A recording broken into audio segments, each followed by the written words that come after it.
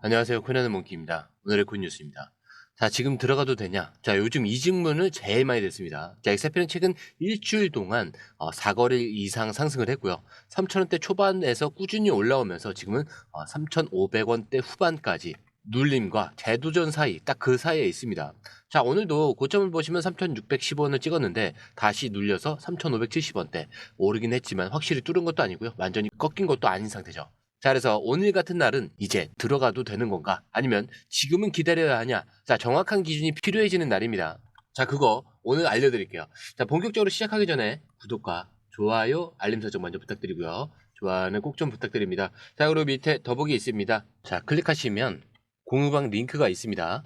자, 이 방은 단순한 정보방이 아니라 처음 시작하는 분들도 피보나치부터 실전 차트까지 제대로 배울 수 있는 공간이에요. 특히 XRP처럼 빠르게 움직이는 시장에서는 정보를 몇 분 먼저 받느냐, 어떻게 정리된 걸 보느냐가 수익률을 바꾸는 핵심이죠. 자, 공유방에서는 주요 코인 이슈, 고래 움직임, 강세 신호 등을 핵심 요약과 실시간 분석 형태로 바로 받아보실 수가 있습니다.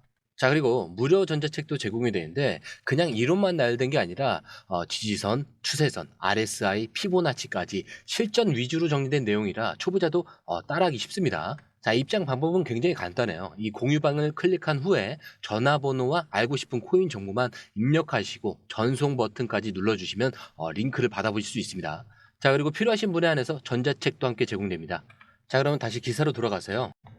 자, 현재 XRP는 3,564원, 전일 대비 0.78%, 지금 28원 하락한 상태죠. 자, 고점은 3,615원, 저점은 3,562원. 자, 근데 거래량은 1억 7천만 XRP, 거래대금은 6,400억 정도가 돼가고 있습니다. 자, 일단 가격만 보면은 오늘은 작은 음봉. 자, 근데 중요한 건 방향보다 형태와 구조입니다. 자, 지금 하락은 하락이라기보다는 고점 부근에서 눌림을 소화하고 있다, 이렇게 볼 수가 있어요. 자, 고점을 찍고 바로 무너지기보다는 아래에서 매수세가 좀 버텨주면서 눌림을 좀 흡수 중에 있는 거죠. 자, 기술적으로도 한번 볼게요. RSI는 지금 64 부근이고요. 아직 가열도 아니고 꺾이지도 않았습니다. 자, 그리고 MACD. 자, 이거는 양전환 흐름을 유지 중에 있어요. 자, 그리고 여기 보시면은 이평선들도 정배 흐름을 그대로 지켜내고 있습니다. 즉, 지표상으로는 상승 여력이 아직은 남아있는 상태. 자, 근데 거래량도 무너지지 않았다는 건 아직 단타 세력이 빠지지 않고 시장을 붙잡고 있다, 이렇게 볼 수가 있어요. 자, 그래서 오늘의 이 핵심 구간은 3,615원을 돌파하느냐 못하느냐. 자, 이게 단기 흐름의 갈림길입니다. 자, 그래서 오늘처럼 이렇게 눌림이 들어왔을 때 3,540원에서 3,570원, 자, 그 구간이 지지가 만약에 유지가 된다. 자, 그러면 다시 고점 돌파 시도가 나올 가능성은 충분해요. 근데 반대로 이 지지선이 깨진다? 그러면 3,460원대까지의 조정도 고려해야 하는 그런 구간으로 볼 수가 있습니다. 자, 그래서 지금 이 가격 자체보다 중요한 건 지금 이 눌림을 어떻게 바라보느냐. 자, 눌림 후에 재상승의 준비 구간으로 보는 시각과 하락 전 전조로 해석하는 시각이 공존하는 타이밍이에요. 지금은 바로 그 판단이 필요한 자리입니다. 자, 그리고 이어서 이 기사로 넘어가서 자, 바로 CME 그룹이 XRP 선물 상품을 출시한다. 자, 이런 공식 발표를 어제 했었죠. 자, 그리고 이 움직임이 결국 XRP ETF로 이어질 수 있는 구조를 완성해 간다라는 점인데, 자, 이 기사의 발언자는 CME 그룹의 암호화폐 상품 글로벌 책임자 조반니 비시오소. 자, 근데 이 사람이 단순히 관계자가 아니라 CME에서 어떤 코인을 상장할지 결정하는 핵심 인물입니다. 자, 근데 핵심은 딱 하나예요. 자, CME에서 선물 상품을 상장하려면 자, 그 자산은 반드시 상품으로 인정을 받아야 한다. 자, 근데 이게 무슨 뜻이냐? 자, CME가 XRP 선물을 만든다는 건 이미 내부적으로 XRP를 상품으로 공식 분류했다 라는 의미입니다. 자, 그리고 이게 정말 중요한 변화죠. 왜냐? 지금까지 XRP는 SEC와의 소송 때문에 증권이냐 아니냐, 자, 이런 논란이 계속됐던 자산이죠. 자, 근데 이제는 CM이라는 제도권 핵심 기관이 직접 나서서 우리는 XRP를 상품으로 본다, 이렇게 선언한 거예요. 자, 그리고 날짜까지 나왔죠. 5월 19일. 자, 바로 다음 주입니다. 자, 그리고 또 다른 분석가가 자, 이게 단기 급등을 노리는 이벤트가 아니라 하지만 XRP로의 막대한 유동성 유입을 위한 문이 열렸다라고요. 자, ETF 조건 중 가장 중요한 게 뭐죠? 자, CME 기반 파생 상품 유통과 자, 시장의 투명성, 그다음에 제도적인 분류 명확화. 자, 이 세 가지는 다 갖춰진 겁니다. 자, 그리고 또 하나 중요한 발언이 있었습니다. 자, 우리가 이 선물 상품을 다룰 수 있으려면 해당 자산은 법적으로 상품이 명확히 인정돼야 된다. 자, 그런데 법원에서는 어떻게 나왔죠? XRP가 증권이 아니다, 이렇게 판결을 내렸죠. 자, 그리고 현재 진행 중이던 리플 관련 소송들도 트럼프 대통령의 정책 방향에 따라서 기각이 처리되면서 규제 리스크가 빠르게 사라지고 있습니다. 자, 이건 무슨 말이냐? 자, 이제 XRP는 법적으로 제도적으로도 ETF에 들어갈 수 있는 자격을 갖췄다. 이런 뜻으로 해석을 할 수 있겠죠. 자, 지금 CME는 비트코인, 이더리움, 솔라나 그리고 XRP를 시장의 시총 85%를 차지하는 핵심 4개의 자산으로 규정을 하고 있습니다. 자, 근데 이 네 자산은 모두 현금 결제, 선물 구조로 운영이 되고 있고요. 자, ETF 프레임워크와 동일한 방식으로 기간 접근이 가능하게 설계됐어요. 즉, CME가 XRP를 직접적으로 다룬다는 건 기관 자금이 XRP에 직접적으로 들어올 수 있다. 자, 이런 루트를 열어줬다는 뜻이죠. 자, 그렇기 때문에 XRP ETF는 그냥 기대감이 아니라 이제 실질적인 이런 조건들을 갖춘 구조 안에 들어갔다. 이렇게 보셔야 될 거고. 자, 그리고 그 시작은 바로 아까 며칠이라고 했죠?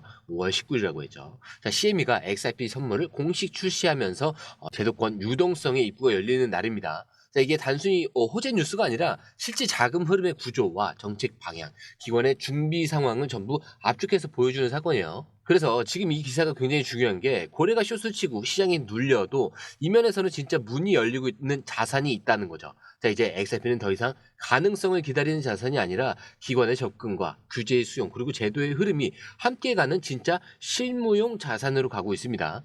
자, 그리고 오늘 또 굉장히 중요한 뉴스. 자, 사실상 가장 결정적인 뉴스가 바로 이거예요.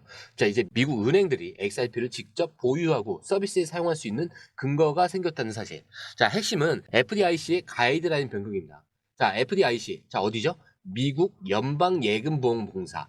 자, 미국 내 거의 모든 시중은행의 감독과 보장을 담당하는 기관이에요. 자, 이 FDIC에서 최근 암호화폐 자산 관련 가이드라인을 공식적으로 수정을 했습니다. 자, 근데 이 핵심 내용이 수석은행은 고객 자산 보호와 리스크 관리 기준을 충족할 경우 디지털 자산을 직접 보유하거나 서비스를 통해서 활용할 수 있다. 자, 이게 무슨 의미냐? 자, 이제부터 JP모건, 그 다음에 시티은행 같은 미국 주요 은행들도 규정만 갖추게 된다. 자, 그러면 XRP를 실제 송금 시스템이나 서비스에 사용할 수 있다. 이런 얘기입니다. 자, 이거는 가능성의 얘기가 아니라 공식적으로 쓸 수 있다. 자, 이런 조건이 갖춰졌다는 말이에요. 자, 그래서 중요한 건 이겁니다. 자, 우리가 흔히 듣던 기관이 올 것이다. 은행이 쓸 것이다. 늘 기대감의 수준에 머물렸던 이야기죠. 자, 근데 지금은 완전히 다릅니다. 법적, 제도권적으로 쓸 수 있는 환경이 다 갖춰졌고요. 자, 그 대상 안에 XRP가 포함이 되어 있다. 자, 이게 핵심이에요. 자, 왜 XRP냐? 자, 미국 은행이 디지털 자산을 사용할 때 가장 민감하게 보는 건 바로 두 가지입니다. 자, 첫 번째는 뭐였죠? 규제에 대한 불확실성이 낮은 것. 자, 그리고 두 번째는 송금과 정산 등 실질적인 기능이 있어야 되는 거. 자, 근데 지금 미국 법원은 XRP에 대해서 증권이 아니다라고 판결을 내렸고 CME는 XRP를 상품으로 받아들였습니다. 자, 그리고 FDIC는 쓸 수 있는 환경을 만들어줬죠. 자, 거기다 XRP는 이미 글로벌 송금과 다국 간 결제, 유동성 공급이라는 실사용 케이스를 증명한 자산입니다. 자, 이 모든 조건을 갖춘 자산이 지금 미국의 은행 시스템이 들어갈 수 있는 상황이 된 거라는 거죠.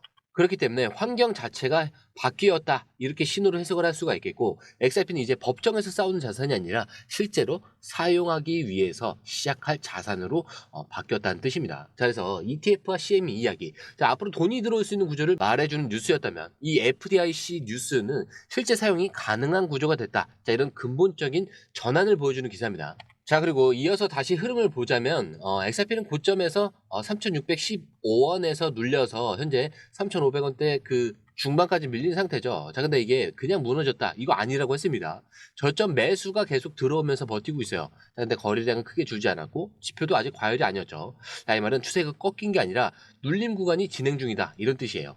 자, 그래서 만약에 여기가 진입 구간이다라고 예상을 하신다면은 3,540원에서 3,570원대. 자, 여기가 사실 1차 지지 라인입니다. 자, 이 구간에서 분할 매수하는 게 맞고요. 사실 뭐 지지선이 깨지면은 3,460원 아래에서 재진입 판단을 고려해야 돼요.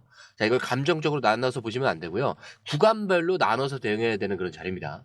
자, 근데 여기에서도 만약에 1차 익절 구간이라는 게 있어요.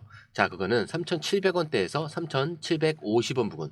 최근 고점 돌파 이후에 가장 먼저 저항이 나올 자리입니다. 그래서 익절 일부는 반드시 여기서 해줘야 돼요. 자, 왜냐? 이 구간에서 과거 매물대가 상당히 많았기 때문이죠. 자, 그리고 2차. 자, 만약에 목표 구간을 3,850원에서 4,000원대. 자, 여기까지 올라간다. 자, 그럼 과거 박스권 상단이 복원되면서 ETF 기대감이 선반영되는 구간으로 보셔야 됩니다.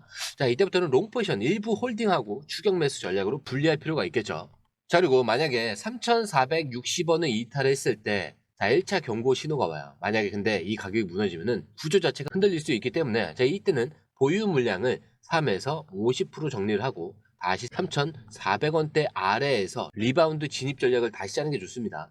자, 이거는 전부 다 저희가 단타면 일부 알려드리는 거고요. 자, 시간에 따라서 이것도 계속 바뀝니다. 차트가 또 어떻게 바뀌느냐, 지금 거래량이 또 어떻게 나오느냐, 자, 이런 것에 따라서 계속 바뀌기 때문에, 자, 이게 지금 딱 정확한 지금 타임라인의 시작점이다라고는 볼 수는 있는데, 자, 몇 분 뒤, 몇 시간 뒤는 또 달라져요. 자, 그래서 핵심은 무조건 오를 거다, 무조건 떨어진다, 이게 아니라 어디서 사고 어디서 나오는지, 자, 기준이 명확한가가 전부입니다. 자, 그래서 지금 공유방에서는 이 가격대 기준으로 실시간 대응 시나리오가 캔들 단위로 정리돼서 올라가고 있어요. 자, 시장 흐름이 조용할수록 판단 기준이 있는 사람이 결국 기회를 가져가는 겁니다. 자, 그리고 좀 더 디테일한 자료는 저희가 공유방에 계속해서 업로드를 하고 있으니까 들어오신 다음에 확인해 보시면은, 자, 중요한 결정을 내리시기 전에 굉장히 도움이 많이 되실 거예요. 자, 그리고 들어오시는 방법도 굉장히 간단하죠. 밑에 더보기를 클릭을 하시면